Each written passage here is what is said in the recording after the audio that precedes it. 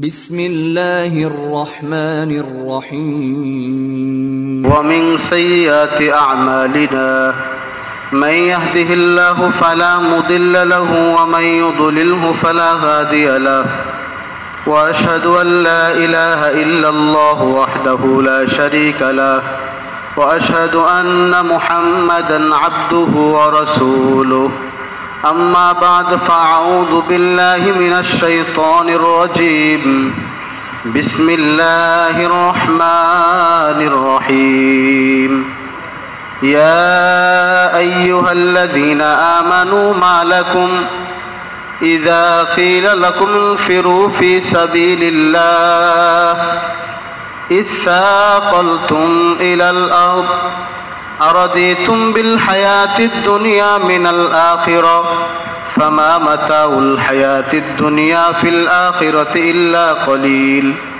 إلا تنفروا يعذبكم عذابا أليما ويستبدل قوما غيركم ولا تضروه شيئا والله على كل شيء قدير. قال رسول الله صلى الله عليه وسلم إن الصلاة والصيام والذكر في سبيل الله عز وجل يضاعف له ب700 ضعف. وقال رسول الله صلى الله عليه وسلم لغدوة في سبيل الله أو روحة خير من الدنيا وما فيها أو قال عليه الصلاة والسلام اللهم صل على محمد وعلى آل محمد كما صليت على إبراهيم وعلى آل إبراهيم إنك حميد مجيد. اللهم بارك على محمد وعلى آل محمد كما باركت على إبراهيم وعلى آل إبراهيم إنك حميد مجيد. अल्हम्दुलिल्लाह. मेरे मोहतरम दोस्तों, मेरे भाइयों, अल्लाह जल जलालुहु ও আম্মা নওয়ালুহু আপনাকে আমাকে দ্বীনের মজলিসে ইলম শিখার জন্য হযরতে সাহাবায়ে কেরাম রাদিয়াল্লাহু তাআলা আনহুম যেমন হুজুর সাল্লাল্লাহু আলাইহি ওয়াসাল্লামের কাছে ইলম শিক্ষা করার জন্য যাইতেন, দ্বীন শিক্ষা করার জন্য যাইতেন, ওই তরিকায় এবং ওই নেহাজে আল্লাহ জাল্লা জালালু আপনাকে আমাকে আসার এবং বসার তৌফিক দান করেছেন। दिल থেকে কালিমাতুশ শুকুর এবং সুজুদ अल्हम्दुलिल्लाह। मेरे मोहतरम दोस्तों, मेरे भाइयों, দুনিয়ায় মজলিসগুলো এক সময় খুব দামি হবে। হাদিসে পাকের মধ্যে এসেছে হাসরের ময়দানে একটা জামাত, হিসাব কিতাব শুরু হয়নি, বিচার এখনো শেষ হয়নি। আল্লাহ জাল্লা জালালুহু কেবল তার সিংহাসনে এসে বসবেন। এমন সময় একটা জামাত জান্নাতের দিকে যেতে থাকবে। ফেরেশতাগণ আল্লাহ তাআলার কাছে বলবে, আল্লাহ হিসাব হইল না, কিতাব হইল না, কিন্তু এই মানুষগুলা জান্নাতের দিকে যাইতেছে। ফেরেশতারা তাদেরকে থামানোর চেষ্টা করবে, এই তোমরা দাঁড়াও, কোথায় যাচ্ছ? তাদের মধ্য থেকে কেউ বলবে আমরা জান্নাতের দিকে যাচ্ছি। ফেরেশতারা বারবার বলবে, কিন্তু তারা দাঁড়াবে না। আল্লাহ জাল্লা জালালুহু ফেরেশতাদেরকে ডেকে বলবেন, ওনরা তো এই সমস্ত মানুষ দুনিয়াতে যাদের হাজারো তাকাজাকে দাফন করে দিয়ে দ্বীনের মোকাবেলায় দ্বীনের জন্য তারা বসে যেত, আজকে আমি রব্বে করিম তাদের সামনে আমার মিজানের পাল্লা কায়েম করতে লজ্জা হয়, তাদেরকে জান্নাতে যেতে দাও। मेरे मोहतरम दोस्तों, मेरे भाइयों, হুজুর সাল্লাল্লাহু আলাইহি ওয়াসাল্লাম দুনিয়াতে এসে মানুষের দিলের উপর মেহনত করছেন। যেই মানুষের দিল সহি হয়ে যায়, দিলের ইয়াকিন সহি হয়ে যায়, তার গোটা জিন্দেগি সহি হয়ে যায়।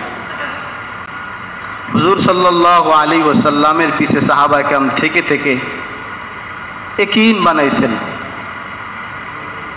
আর বারবার আল্লাহ রাসূল সাল্লাল্লাহু আলাইহি ওয়াসাল্লামের মুখ থেকে সাহাবায়ে কেরাম এই কথা বলতেন, শুনতেন, ওয়াবুদ রব্বাকা হাত্তা ইয়াতিকাল ইয়াকিন, আল্লাহর রাস্তায় চলতেই থাকো আল্লাহর উপরে ইয়াকিন আসা রাখ পর্যন্ত।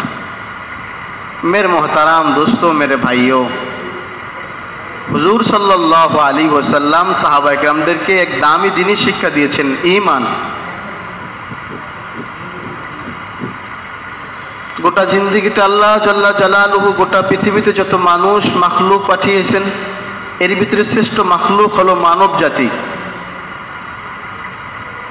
আর এই মানুষকে আল্লাহ জাল্লা জালালুহু এক দামি জিনিস দান করছেন, তার নাম হলো ঈমান। আমার আপনার জিন্দেগির সবচেয়ে দামি সম্পদ হলো ঈমান। এই বিষয়টা আমরা বুঝতে পারলে দিনের রাস্তায় চলা আমাদের জন্য সহজ হয়ে যাইত। সাহাবায়ে কেরাম রাদিয়াল্লাহু তাআলা আনহু বুঝছেন আমার জীবনের সবচেয়ে দামি সম্পদ ঈমান। এই জন্য সাহাবী রাদিয়াল্লাহু তাআলা আনহুদেরকে কাফেররা কষ্ট দেওয়ার পরেও তারা চুল পরিমাণ ঈমান থেকে সরেন নাই। এমনকি জীবন শেষ করে দিতেছে। সাহাবীদের ব্যাপারে আসছেন, পাহাড় এক জায়গার থেকে আরেক জায়গায় সরানো সম্ভব ছিল, সাহাবীদের ঈমান থেকে তাদেরকে চুল পরিমাণ সরানো সম্ভব ছিল না। নবীজির পিছে থেকে থেকে তারা ঈমানের মেহনত করে করে এমন ঈমান বানিয়েছেন। मेरे मोहतराम दोस्तों, मेरे भाइयों, साहाबी রাদিয়াল্লাহু তাআলা আনহুদের ঈমান এমন ছিল, আল্লাহ রাসূল সাল্লাল্লাহু আলাইহি ওয়াসাল্লামের পিছে থেকে থেকে ঈমানের এমন অবস্থা হয়েছিলেন, কাফেররা তাদেরকে বন্দী করেছেন, সাজা দিয়েছেন। হযরত হুযায়ফা রাদিয়াল্লাহু তাআলা আনহুর ব্যাপারে আসছেন, দুষ্ট কাফের তাকে বন্দী করছেন, জেলখানায় আটকাইছেন। বাদশার সামনে নিয়ে আসা হয়েছে, হুযায়ফা তুমি ঈমান ছেড়ে দাও। হুযায়ফা বলছে দুনিয়ার সব সারা যায় কিন্তু ঈমান সারা যায় না। তো সাহাবীকে শুলিতে চড়াইছে, ঈমান ছেড়ে দাও। না, ঈমান ছাড়া যায় না। তীর নিক্ষেপ করতেছে, ভয় দেখাইতেছে, সাহাবী ঈমান ছাড়তেছে না। জেলখানার থেকে আরো দুইজন সাহাবী দেখে দুই ভাইকে এনে গরম টকবক তেলের ভিতরে ছেড়ে দিয়েছে, তারা ওই তেলের ভিতরে শহীদ হয়ে গেছে। এটা হুযায়ফা রাদিয়াল্লাহু তাআলা আনহু শুলিতে বসে দেখছেন। আবার বাদশার লোকেরা বলতেছে ঈমান ছেড়ে দাও হুযায়ফা। হুযায়ফা রাদিয়াল্লাহু তাআলা আনহু বলতেছেন দুনিয়ার মাল ছাড়া যায়, সন্তান ছাড়া যায়, বিবি ছাড়া যায়, ঘর বাড়ি দুনিয়ার সব সম্পর্ক ছাড়া যায়, কিন্তু ঈমান ছাড়া যায় না। স্পষ্ট বলে দিলেন সম্ভব না। তো দুইজন সাহাবীকে যখন তেলের কড়াইয়ের ভিতরে ফেলে দিয়েছে, দুই সাথী নিজের চোখের সামনে শহীদ হয়ে গেছে। হুযায়ফা রাদিয়াল্লাহু তাআলা আনহুর চোখ দেয়া অশ্রু ঝরতেছে। কাফেরের লোক তাকে শুলির থেকে নামিয়ে নিয়ে আসছে। কাদার দরকার নেই হুযায়ফা, ঈমান ছেড়ে দাও, তো তুমি মালের মালিকও হয়ে যাইবা আর তুমি এরকম ভাবে নিরাপত্তা পেয়ে যাইবা। বাদশা তাকে অফার করছে, যদি তুমি ঈমান ছেড়ে দাও আমার রাজ্যের অর্ধেক তোমাকে মালিক বানিয়ে দেব।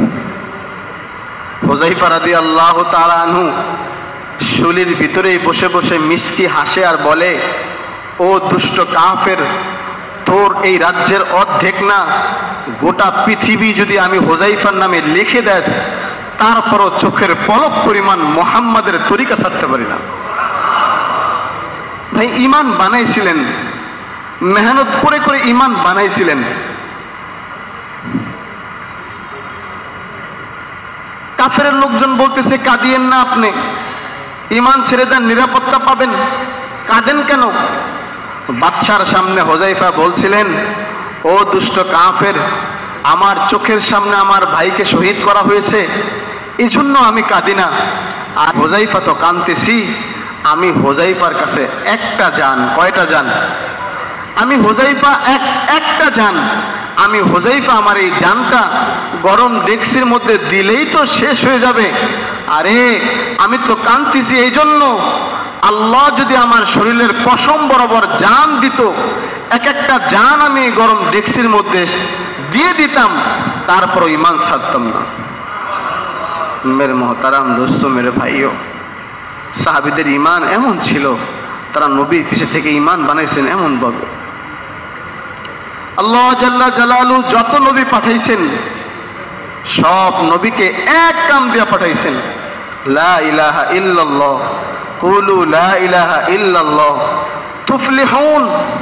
তোমরা বলো লা ইলাহা ইল্লাল্লাহ, সফল হয়ে যাইবা, নিরাপত্তা পাইবা, দুনিয়াতে ইজ্জতের জিন্দেগি পাইবা, মৌতের পরে জান্নাত দ্বারা সম্মানিত হইবা। সমস্ত নবীদের এক স্লোগান ছিল। কোরআনে হাকিমের মধ্যে আল্লাহ তাআলা 25 জন নবীর নাম ডাইরেক্ট উল্লেখ করছেন। এই 25 জন নবীকেও এক কাম দিয়ে আল্লাহ তাআলা পাঠিয়েছেন। সমস্ত নবীরা নিজের জীবনের শেষটুকু দিয়া দ্বীনকে উম্মতের কাছে পৌঁছানোর জন্য মেহনত করছেন। নূহ আলাইহিস সালাতু ওয়াস সালাম 950 বছর, আমাদের হায়াত 60 থেকে 70-80 বছর। নূহ আলাইহিস সালাতু ওয়াস সালাম 950 বছর। আমরা বয়ান করি, ফিকির করি না কি বলতেছে। 950 বছর দাওয়াতই দিয়েছে। সকাল থেকে বিকালে এক ভাইয়ের বাড়িতে একবার গাছতে গেলে দ্বিতীয়বার আমাদের কাছে খারাপ লাগে, খারাপ ধারণা চলে আসে, না ও বের হবে না, না ও যাবে না। কিন্তু নবীদের মেহনত কেমন ছিলেন?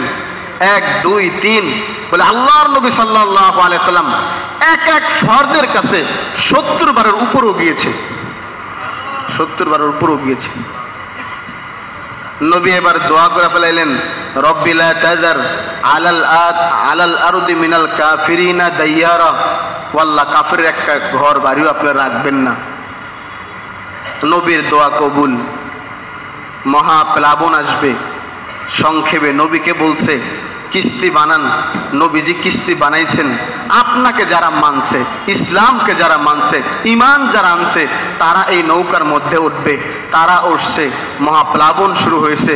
40 দিন টানা চললো, গোটা পৃথিবীর সব শেষ হয়ে গেল।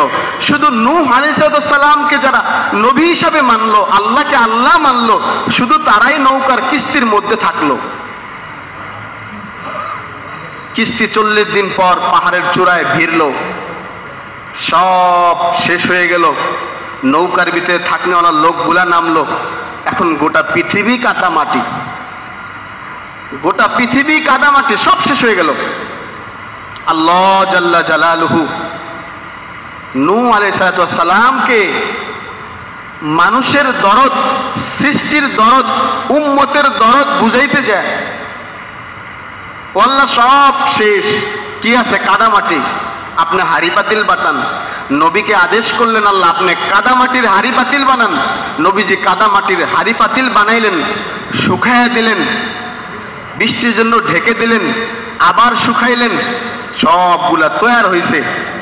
এবার আল্লাহ তাআলা আদেশ করলেন, নবীদের হাতে একটা লাঠি থাকে সুন্নত, সকল নবীদের সুন্নত ছিল লাঠি। আপনার হাতের ওই লাঠি দ্বারা সবগুলা ভাঙেন। আল্লাহর আদেশ মানতে দেরি নাই, সব ভাঙছে। এখন ভাঙার পরে গাছের নিচে বসা, দিলের ভিতরে একটা ব্যথা, এত কষ্ট করে বানাইলাম, আবার শুকাইয়া দিলাম, আবার নিজের হাতে ভাঙলাম।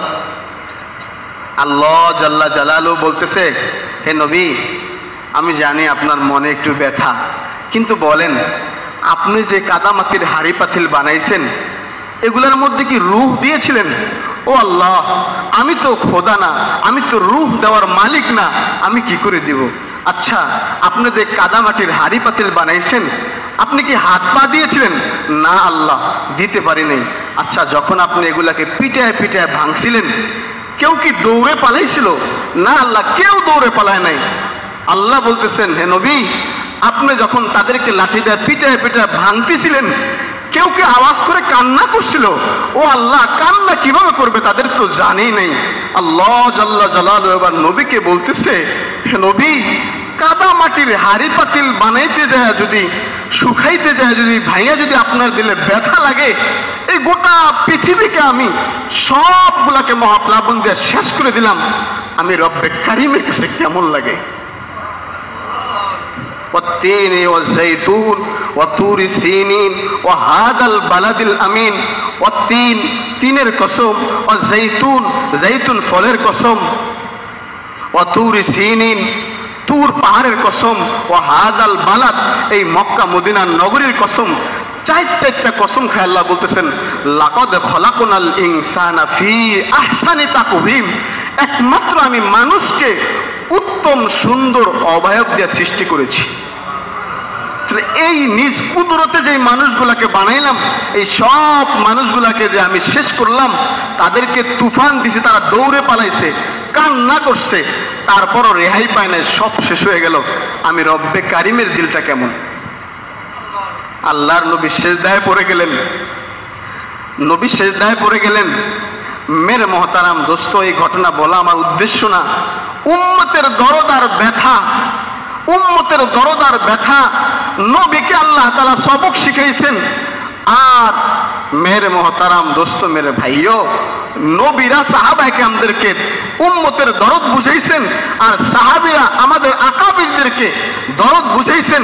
আজকে আমাদের মধ্যে যদি ওই দরদটুকু শুধু থাকতো, উম্মতের ব্যথা আর দরদ থাকতো, তাহলে আজকে বলে তশকিল লাগতো না, বয়ান লাগতো না, জোর লাগতো না। বলে যত মুসিবত আসতো কার পক্ষ থেকে? মুসিবত কার পক্ষ থেকে? রবের পক্ষ থেকে। হেফাজত করনেওয়ালা কে? 40 দিন টানা মহাপ্লাবন হইল, সব শেষ, কিন্তু নবীজি একজন বুড়িকে বলতে ভুলে গেছেন, যে নতুন ইসলাম গ্রহণ করছিলেন, নবী ভুলে গেছেন, তার কাছে সংবাদ পৌঁছাইতে পারে নাই। সাথী পাঠাইলেন, নবী নিজে গেলেন, খবর নিলেন।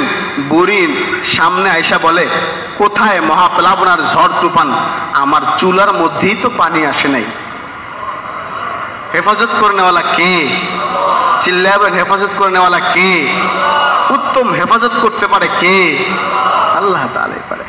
তো মেরে মহতারাম দোস্ত, মেরে ভাইও, কথা সংক্ষেপে, আমরা অনেক দূর দূরান্তে অনেকে আসছেন।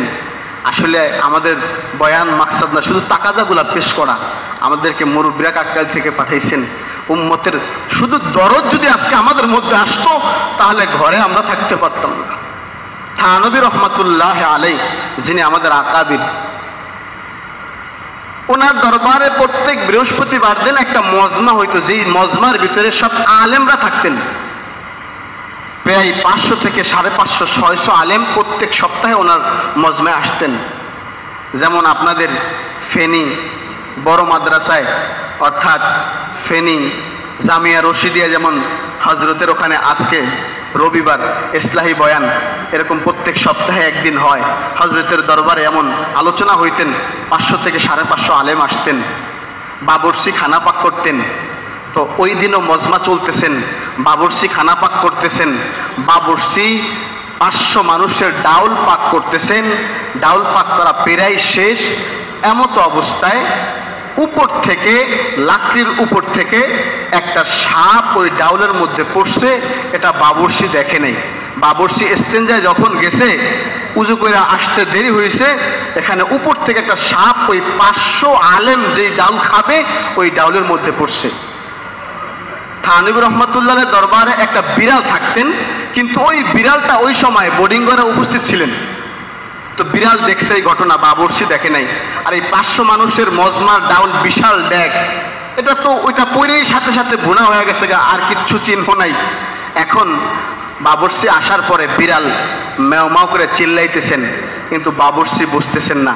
এবার বিড়াল বাবরসির লুঙ্গিতে কামড় দিয়া ডেক্সির কাছে নিয়ে যাইতেছে, চিল্লাইতেছে, কিন্তু বোর্ডিংয়ের বাবরসি বেচারা বুঝতেছে না যে বিড়াল কি বলতেছে। তো বিড়াল চিল্লাচিল্লি করতে করতে কোনোভাবেই যখন বুঝাইতে পারতেছে না, এবার বিড়াল ওই বোর্ডিংয়ের উপর দিয়া, লাকড়ির উপর দিয়া যেই জায়গা থেকে সাপ পড়ছে ওই জায়গায় যে আওয়াজ করতেছে, চিল্লাইতেছে, ওর মুখ দেওয়া বলতেছে এই ডাউল খাওয়া যাবে না, যদি এই ডাউল খায় আজকে উম্মতের বড় একটা আলেমের কাফেলা দুনিয়া ছেড়ে সবাই চলে যাবে, বিষ প্রয়োগ হয়ে উম্মতের হালত কি হবে তুমি বোঝো। কিন্তু বাবরসি তো বোঝে না, আর উনি তো মুখেও বলতেছে না, ম্যাও ম্যাও করতেছে। লাস্ট সিদ্ধান্ত, বিড়াল সিদ্ধান্ত নিলেন, যদি বাবরসি না বোঝে আমার জীবন থাকুক আর না থাকুক, বাবরসিকে বুঝাইতে হবে, কারণ এই ডাউল উম্মতের আলেমদেরকে খাওয়াইতে দেওয়া যাবে না, তাহলে তারা ইন্তেকাল করবে, উম্মতের হালত বেহাল হবে। এবার বিড়াল নিজের জীবনের মায়া ছেড়ে ওই জায়গার থেকে ঠিক ডাউলের মধ্যে ঝাঁপ দিলেন, ঝাঁপ দিয়া তার জীবন শেষ করলেন। এখন তো বাবরসি বেচারা খুব আফসোস, দৌড়ায় হজরত আপনার বিড়াল তো দুর্ঘটনা ঘটাইছে, সে তো ডাউলের মধ্যে ঝাঁপ দিছে। তো হজরত মিসকে হেসে দিয়া বলে, ঠিক আছে ডাউল ফালায় দাও, আবার ডাউল চড়াও। তো বাবরসি যখন বিড়ালকে উঠে আর ডাউল, তো দেখে ভিতরে বিশাল সাপের কঙ্কাল। দৌড়ে হজরতের কাছে, হজরত ঘটনা তো এমন, আমি তো বুঝি নাই, আপনার এই মাখলুক তো বোঝানোর চেষ্টা আমাকে করছিল। হজরত বয়ান করতেছিলেন, ওই বয়ানের মজমাই 500-550 আলেমদেরকে বললেন, ও ওলামা ইকরামের কাফেলা, আজকে বুঝো আমার দরবারে একটা মাখলুক বিড়াল থাকে, এই বিড়াল আমার দরবারে থাকতে থাকতে, মানুষের কাছে থাকতে থাকতে তার মধ্যে এক ফিকির আসছে, যেই ফিকিরের কারণে সে দেখার পরে যে ডাউলের ভিতরে সাপ পড়ছে, এই ডাউল খালে আলেমরা চলে যাবে, আমার জীবন থাকুক আর না থাকুক আমাকে বুঝাইতে হবে ডাউল আলেমদেরকে খাওয়াইতে দেওয়া যাবে না। আমার বিড়াল যেমন নিজের জীবন শেষ করছে, আজকে উম্মতে মুহাম্মাদির প্রত্যেকটা আলেম নয়, শুধু প্রত্যেকটা উম্মতের ভিতরে দরদ থাকা দরকার যে আমার জীবন থাকুক আর না থাকুক, আমার সংসার বাঁচুক আর না বাঁচুক, আমার উচিত উম্মতকে এভাবে ধইরা জাহান্নাম থেকে বাঁচানো, এভাবে জাহান্নাম থেকে বাঁচানো। মেরে মোহতারাম দোস্ত, মেরে ভাইও, এই এতটুকু দরদ শুধু নবী সাহাবীদেরকে বুঝাইছেন, তারা চলছেন, শুধু বুঝছে তারা, আর মেহনত শুরু করছেন। কেমন মেহনত করছেন? নবীজি বলছেন এই দিকেই যাওয়া শুরু করছে, বলছে এই দিকে 10 কিলো যায় এই চিঠি খুলবা। তো নবীজির চিঠি খুলে দেখে চিঠির ভিতরে লেখা, তুমি আর তোমার বাড়িতে ফিরে আসবা না, জীবন শেষ পর্যন্ত এই দিকেই মেহনত করবা। সাহাবী ওই দিকেই চলতেছিলেন, হাত্তাকে মৌত পর্যন্ত ওই দিকেই মেহনত করছেন। তাদের ঘর বাড়ির টাকাটা ছিল, তাদের সংসারের টাকাটা ছিল, তাদের প্রতি মুসিবত আসছে, তাদের সন্তান ছিল, তাদের ব্যবসাও ছিল, তাদের সব কিছুই ছিল, কিন্তু মেহনতের ব্যাপারে তারা এমন ছিলেন, লাভবাহিক হার সময় ছিলেন, যত মুসিবত আসুক, যত বিপদ আসুক, সব সময় হার সময় লাভবাহিক ছিলেন। এটা সাহাবায়ে কেরামের তরিকা ছিল যে সব সময় লাভবাহিক, সব সময় লাভবাহিক, যত মুসিবত আসুক, যত বিপদ আসুক। নতুন বিবাহ করছে, বাসর ঘর, লাভবাহিক বইলা আল্লাহর রাস্তা যায় শহীদ হয়ে গেছে, শহীদ হয়ে গেছে, পরোয়া করেননি। মুসা আলাইহিস সালামের জীবনের ভিতরে লেখছেন, আজকে আমি আফসোস করতে পারি আমার ঘরের সব চলে গেছে, কিচ্ছু নাই। একজন নবী মুসা আলাইহিস সালাম, কত বড় নবী, প্রসিদ্ধ নবী, তার জিন্দেগির ভিতরে লেখছেন 10 বছর পর্যন্ত স্বামী স্ত্রীর একটা বিছানা ছিল, রাতের বেলা ওটা বিছায়া শুইতেন আর দিনের বেলা উঠকে খাবার দিতেন। কত বছর? 10 বছর পর্যন্ত একটা বিছানা ছিল শুধু। সাহাবীদের জীবনের ভিতরে নাই, স্বামী স্ত্রীর একটা কাপড় ছিল। সাহাবী ফজরের বয়ানও বসে না, নবীর দোয়াও শরীক হয় না। সাহাবী বিচার দিছে, নবী আল্লাহ আপনার ওই সাহাবী তো দোয়াও বসে না, বয়ানও বসে না, নবীজি ডাকলেন, সাহাবী কান্না করে দিয়েছেন, ইয়া নবী আল্লাহ, আমি আপনার বয়ানে বসলে, দোয়ায় বসলে আমার সূর্য উঠে যাবে, আমার বিবি নামাজ পড়তে পারবে না, কারণ আমি এবং আমার বিবির একটা কাপড়। এই কারগুজারিতে নবীও কাঁদতেছেন, নবীও কাঁদতেছেন। তো মেরে মোহতারাম দোস্ত, মেরে ভাইও, এই মূসা আলাইহিস সালাতু ওয়াস সালামকে যখন আল্লাহর রাস্তায় আল্লাহ তাআলা বের হওয়ার জন্য বলছেন, হালত ছিল চারটা। কয়টা? চারটা হালত ছিল মূসা আলাইহিস সালাতু ওয়াস সালামের। এক নম্বরে তার কাছে কিছু মাখলুক ছিল, বেড়া বকরি, কয়েক হাজার, বলছে কয়েক হাজার। এটার সব জিম্মাদারি ওনার একলা। বিবি প্রেগনেন্ট, বাচ্চা হবে। শ্বশুর বাড়ি 10 বছর থাকার পরে মরুভূমিতে চলতেছিলেন, তাবু গাছে বিবি পেট ব্যথায় কাতরাইতেছে, এখন বাচ্চা হবে। এই অবস্থায় মহিলাদের আগুন দরকার, বাহিরে বের হয়েছেন, মিটমিট পাহাড়ের চূড়ায় আগুন জ্বলে, দৌড়ায় গেছেন। আগুন থেকে আওয়াজ আসছে, মূসা তুমি ভাবছো আগুন, আসলে আগুন না, এটা আমি রবের জাতে পাকের নূর। তোমাকে এই মুহূর্তে বের হয়ে যেতে হবে আল্লাহর রাস্তায়। কোথায়? ফেরাউনের কাছে। আর কাছে সমস্যা চারটা, হাজার হাজার ভেড়া বকরি, সে গেলে এগুলাই কি খাবে? 2 নম্বরে মরুভূমিতে, ওখানে বিবিকে রেখে আসছে, পেট ব্যথায় কাতরে দিয়েছে, বাচ্চা হবে। বাচ্চা হইলে এই বাচ্চায় খাবে কি? সন্তান। আবার বাচ্চা হইলে এই বিবির অবস্থা কি হবে? তাকে কে দেখবে? আবার সে যাচ্ছে কোথায়? ফেরাউনের কাছে, যেখানে তাকে হত্যার জন্য তালাশ করতেছে। ফেরাউন লোক লাগাই দিয়েছে, মূসাকে ধরো, যেখানে পাও সেখানে কতল করো। তাহলে 1 নম্বরে মালের ভয়, 2 নম্বরে সন্তানের ভয়, 3 নম্বরে বিবির ভয়, 4 নম্বরে নিজের জানের ভয়। কয় ভয়? কিয়ামতের আগে কোন উম্মতের এরকম 4টা সমস্যা এক জায়গায় আসলে উম্মতের কোন আলেম তাকে আল্লাহর রাস্তায় বের হইতে বলবে না। কিন্তু মূসা আলাইহিস সালামকে আল্লাহ বলছেন, এখন বের হয়ে যান। মূসা আলাইহিস সালাম এ কথা বলেন নাই, আমার বিবি, আমার ছেলে, আমার সন্তান, একবারও বলে নাই। শুধু বলছে, আল্লাহ আমি তোতলা, কথা স্পষ্ট বলতে পারি না, আমার ভাই হারুনকে আমার সাথে দেন, উনি কথা গোছায় বলতে পারে। আল্লাহ বললেন, তোমার ভাই তো উম্মত, সে তো নবী না, আর এটা তো নবীদের কাম, এত বড় কাম কোনো উম্মত করতে পারে না, তোমাকেই যেতে হবে। ও আল্লাহ, আবার রিকোয়েস্ট করছি।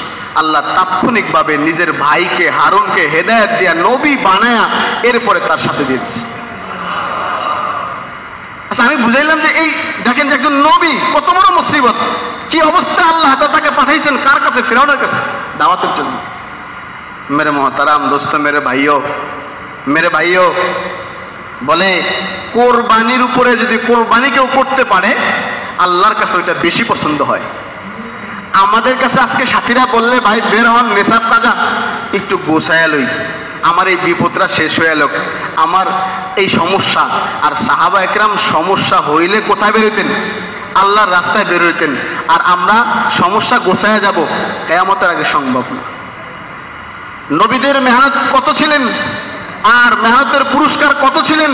আর এই জমানেও যারা মেহনত করবে তাদের পুরস্কার বলছে, হাদিসে পাকের মধ্যে আসছে, নবীদেরকে যেমন মদতার সাহায্য করা হয়েছে, সাহাবীদেরকে যেমন সাহায্য করা হয়েছে, আল্লাহ কুদরতে হেফাজত করছে। এই জমানায় যদি সাধারণ একটা সাথীও উম্মত যদি নবীর ওই ফিকির নেয়া, সাহাবীদের ওই ফিকির নেয়া ফিকির করবে, ওই জমানায় 50 জন সাহাবীকে যেই সাহায্য আর মদত করছে, এই জমানায় একটা উম্মতকে তার থেকে বেশি করবে, একটা উম্মতকে তার থেকে বেশি করবে। নবীদেরকে সাহায্য করছে আল্লাহ, কোরবানি দিছে। আমরা শুনতে পাই ইউনুস আলাইহিস সালাতু ওয়াস সালাম জলিল কদর প্রসিদ্ধ নবী, মাছের পেটের নবী, আমরা সবাই জানি। বিশাল ওয়াকিয়া,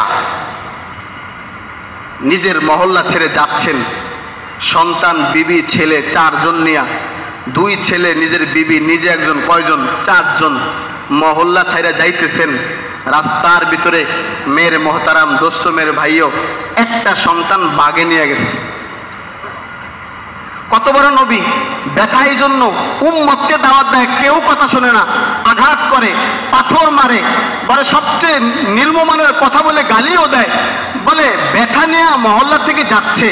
এখন বাগে নিছে আরেক বাচ্চা, এই দুঃখ বাড়ছে না কমছে? বাড়ছে। এখন নিজের আরেকটা বাচ্চার বিবি নিয়ে রওনা করছে। রাস্তার ভিতরে জালিম বাদশার লোকেরা তার ওই বিবিকেও আটকায় দিছে, বিবিকে চোখের সামনে উঠায় নিয়ে গেছে। তাইলে দুঃখ বাড়লো না কমলো? বাড়লো। সন্তানও গেল, বিবিও গেল। এখন বাচ্চা আছে কয়টা? একজন। ঘাড়ে করে নেয়া, এবার মনের দুঃখ নিয়ে চলতেছেন। কত কোরবানি চিন্তা করেন, আমাদের কি কোরবানি বলেন? কি মুসিবত আমাদের প্রতি আসছে? এর থেকে বড় মুসিবত সাহাবায়ে কেরামের আসছে, এর থেকে বড় মুসিবত নবীজির বিবিদের উপরে আসছে।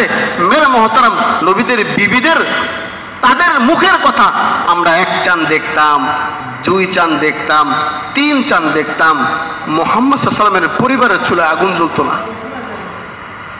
1 চাঁদে 1 মাস হয়, 2 চাঁদে 2 মাস, 3 মাস তাদের চুলায় আগুন জ্বলে নাই। এক সাদা জিনিস আর এক কালা জিনিস দ্বারা আমাদের জীবন আমরা অতিবাহিত করতাম। সাদা পানি আর খেজুর দ্বারা আমাদের জীবন অতিবাহিত করতাম। নবীদের বিবিদের ব্যাপারে এমন, নবীদের বিবিদের সন্তান আর একটা নিয়ে রওনা করছেন, সাগরের পাড়ে আসছে, জাহাজ স্টিমার কিছুই নাই, সাগর পার হবে। নবী অপেক্ষা করতেছেন। ছোট্ট বাচ্চারা পানি পাইলে খেলাধুলা করে, পানির কাছে গেছে, আর একটা কুমির এসে ওই বাচ্চাটাও নিয়ে গেছে। এখন কম দুঃখ বাড়ছে না কমছে? হায় হায় হায় হায়, মুসিবতের উপরে মুসিবত, বিপদের উপরও বিপদ, বিপদের উপরও বিপদ। জাহাজ স্টিমার আসছে, নৌকায় উঠছে, নৌকা সাগরের মাঝ বরাবর গেছে, এবার ঘুরতেছে, নৌকা আর সামনে যায় না। মাইক থেকে এলান দিল, এমন কোন ব্যক্তি আছে নিজের মালিক থেকে ভেগে এখানে চলে আসছে, নিজের কাম ছেড়ে চলে আসছে, তার কারণে এই নৌকা চলে না, লটারি হবে, যার ভাগ্য হয় সে চলে যাবে। এবার নিজেই চিন্তা করতেছে, আমি তো আমার মালিকের কাছ ছেড়ে চলে আসছি, দাওয়াতওয়ালা কাম ছেড়ে আমি তো চলে আসছি, অতএব আমি এখানে ভাগ্নেওয়ালা গোলাম, আমি ছাড়া আর কেউ নাই। নিজের সহিষ্যায় সাগরের মধ্যে ঝাঁপ দিলেন, মাছে গিলে খেয়ে ফেললেন। ওই মাছকে আবার আরেক মাছ গিলে খেয়ে ফেললেন। এবার ওই মাছ সাগরের তলে চলে গেলেন। মাছের পেটে এক অন্ধকার, আরেক মাছের পেটে ওই মাছ ঢুকছে, আরেক অন্ধকার, আবার সাগরের নিচে চলে গেছে আরেক অন্ধকার, 3 অন্ধকার। এবার বলতেছে লা ইলাহা ইল্লা আনতা সুবহানাকা ইন্নী কুনতু মিনাজ জালিমিন। নিজেকে জালেম বানাইছে, আল্লাহ আমি জালেম, সুবহানাকা আপনি পবিত্র। মাছকে আল্লাহ হুকুম করলেন, সাবধান, নবীকে হজম করবি না। মাছ নবীকে হজম করতে পারে নাই, সাগরের তীরে উঠাই দিছে। ওই মাছ বমি করছে, আরেক মাছ থেকে বের হইছে। উপরে ওঠার পরে নবী বের হইছেন, ক্লান্ত শ্রান্ত, বহুদিন পর্যন্ত মাছের পেটে ছিলেন। এবার নবীজি আল্লাহ তাআলা ফলের গাছ বানায় ফল ধরায় দিলেন, ফল খাচ্ছে আর সুস্থ হচ্ছে। একটু সুস্থ হয়েই এবার চিন্তা করতেছে, আসছিলাম মেহনত ছেড়ে, যাবো আবার মেহনতের জায়গায়, সুবহানাল্লাহ, ওখানেই যাব, অন্য কোথায় আর যাব না। নিয়ত করে রওনা করছে। সাগরের পার থেকে ডাক দিছে, আব্বা। পিছনে তাকায় দেখে ওই বাচ্চা, যেই বাচ্চা কুমিরে নিয়ে গেছিল। কোথায় পেলেন আমার ছেলে? নবী সাগরে জাল ফেলছিলাম, মাছ ওঠে নাই, এক কুমির এসে আপনার বাচ্চাকে দিয়ে গেলেন আর বলে গেছেন, সাবধান, এটা নবীর সন্তান, গুম করবি না, এখান দিয়ে যাবে, তাকে আমানত হিসাবে দিয়ে দিবি। এই কাজ করেন এখনো, কেবল নিয়তকে রওনা করছে। আল্লাহ আবার ছেলে ফিরিয়ে দিচ্ছে। সামনে চলতে থাকলেন, সামনে চলতে থাকলেন।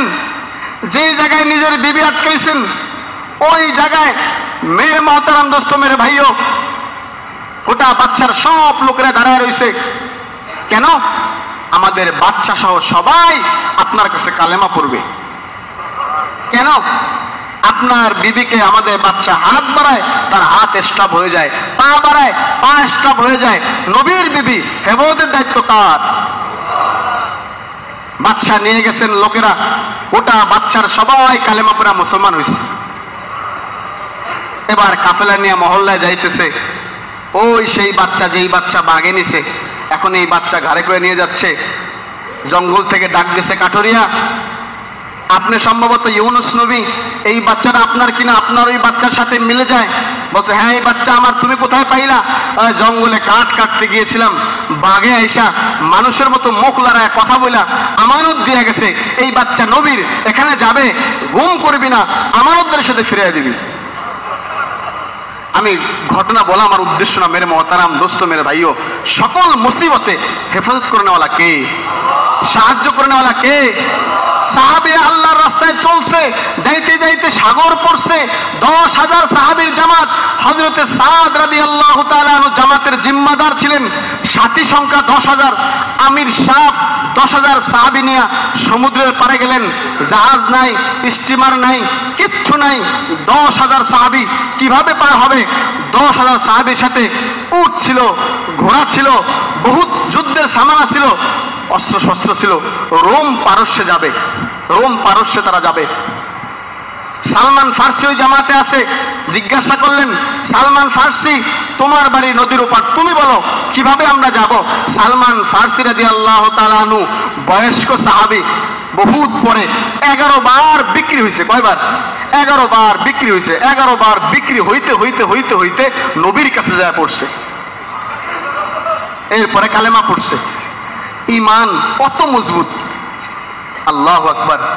সালমান ফার্সি বলে, আমির সাহেব দিনের তাকাজা নিয়ে আসি, আমরা বিসমিল্লাহি তাওয়াক্কালতু আলাল্লাহ বলে আমাদের ঘোড়াগুলা সমুদ্রের মধ্যেই চড়াইতে চাই।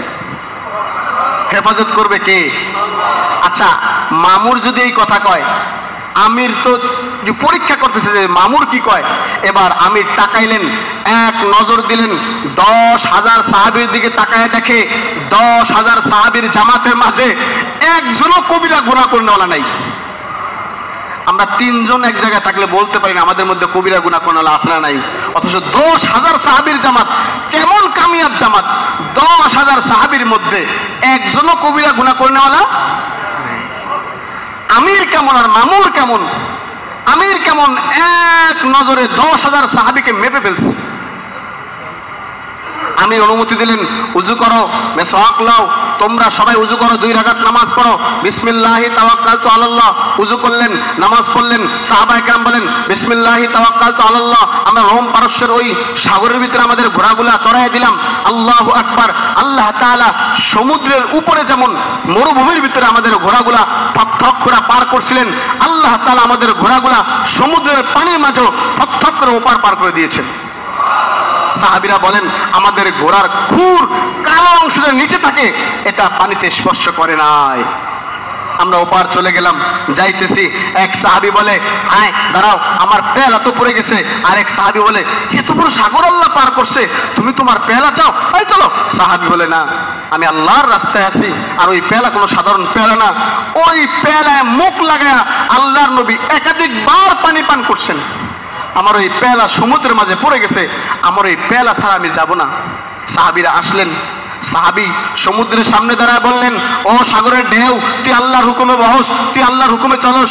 তুই যদি আল্লাহর হুকুমে চলস, আমি আল্লাহর রাস্তায় আসছি, দিনের টাকাটা নিয়ে আসছি, আমার পেলা যতক্ষণ ফিরে না দিবি আমি এখান থেকে যাব না।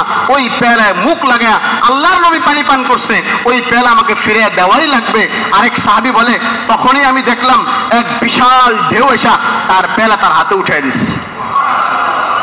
মেরে মোহতারাম দোস্ত মেরে ভাইও, ওই আল্লাহ এখন আছে না নাই? ওই আল্লাহর শক্তি এখন কমে গেছে না? নাউজুবিল্লাহ, কখনো না। কিয়ামত পর্যন্ত থাকবে কি থাকবে না? কথা বলেন, থাকবে কি থাকবে না? শুধু আমাদের একিনটা মাখলুকের প্রতি, আমাদের একিনটা মালের প্রতি, আমাদের একিনটা মাখলুক থেকে সরায় খালেকমুখী করা দরকার। আমাদের একিনটা মাল থেকে সরায় আমলমুখী করা দরকার। আমলমুখী করলেই, মাখলুকমুখী করলেই আল্লাহর মধ্যে তার সাহায্য শুরু হয়ে যাবে।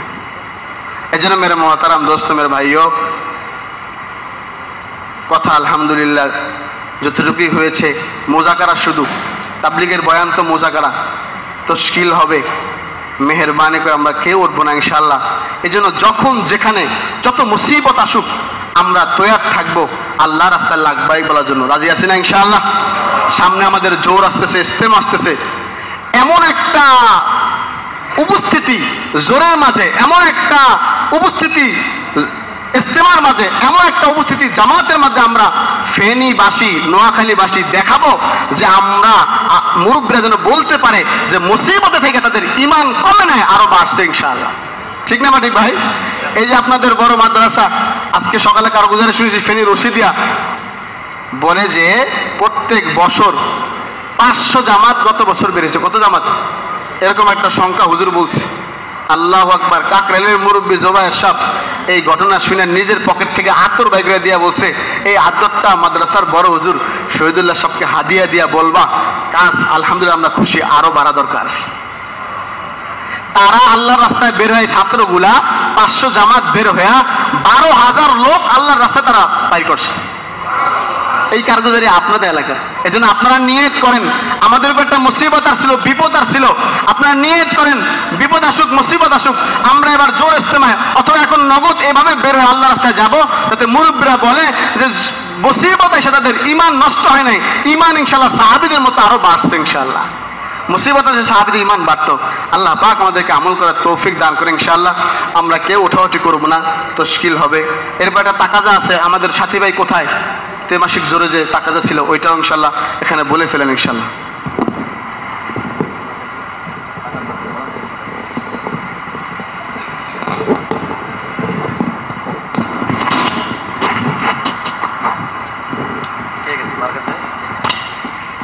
যে আমাদের বড়দের পক্ষ থেকে কিছু তাগাজা আমাদেরকে পেশ করা হয়েছে, উনি আমাদের জোরে গিয়েছিলেন, সেই জোর থেকে যে সমস্ত তাগাজা নিয়ে এসেছে আমরা খুব মনোযোগের সাথে শুনি ইনশাআল্লাহ। এখানে তো আমরা সবাই খাতা কলম নিয়ে আসি নাই, তো এই জন্য আমরা খুব মনোযোগ দিয়ে শুনবো যেন তাগাজাগুলি আমাদের মনে থাকে। আমাদের দাওয়াত ও তাবলীগের মেহনতগুলো তো হলো কাজ, কি বলেন, এগুলো হলো কাজ। এই জন্য কাজগুলো যদি আমরা মনে রাখি, ধারাবাহিকভাবে আমার কাজগুলো করা আমাদের জন্য সহজ হবে।